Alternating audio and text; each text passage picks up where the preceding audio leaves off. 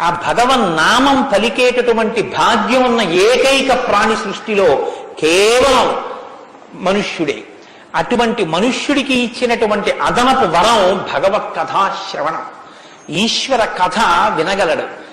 ఆ ఈశ్వర కథ వింటేనే సమస్త సంసార భ్రమణ పరితాపోపశమనం అంటారు శంకర భగవత్పాదులు. గలంతి శంభోత్పచ్చరిత చరిత కిల్బిషరజో దళంతి ధీకుల్యాశ్వరతి పతంతి విజయతాం దిశంతి సంసార భ్రమణ పరితాపోపశమనం వసంతి మచ్చేతో హృదవి శివానందలహరి అంటారు.